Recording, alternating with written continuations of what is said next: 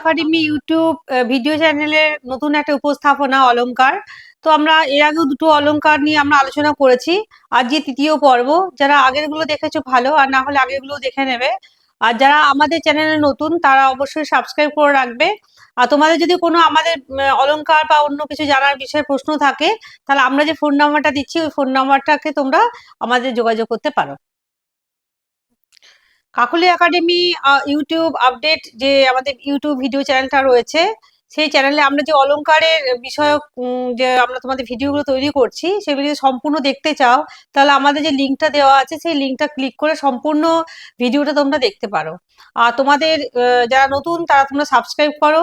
আর যাদের কোনো প্রশ্ন থাকবে তারা কমেন্ট করে জানাতে পারো। আর তোমরা ভালো লাগলে অবশ্যই লাইক শেয়ার করবে।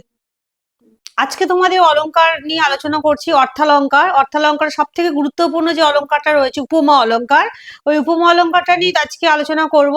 যাদের দরকার আছে তারা স্ক্রিনশট দিয়ে রাখবে এবং তোমরা একটু বোর্ডের দিকে দেখো আমি তোমাদের কি বলছি। বুঝতে না পারলে কমেন্ট করে তো অবশ্যই জানাবে।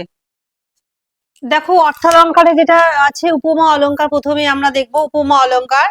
একই বাক্যে স্বভাবধর্মী বিজাতীয়, মানে আলাদা আলাদা স্বভাব ধর্ম থাকবে, কোনো পদার্থ বা বস্তু যদি বিসদৃশ কোনো ধর্মে যদি উল্লেখ করা না হয়, শুধুমাত্র বিশেষ গুণে বা অবস্থায় বা ক্রিয়ায় পদার্থ দুটো যদি মিল দেখানো হয়, সাম্য দেখানো হয় বা সাদৃশ্য দেখানো হয়, তাহলে সেটা উপমা অলংকার হবে। আর তোমাদের যারা নতুন তারা তোমরা সাবস্ক্রাইব করো। আর যাদের কোনো প্রশ্ন থাকবে তারা কমেন্ট করে জানাতে পারো। আর তোমরা ভালো লাগলে অবশ্যই লাইক শেয়ার করবে।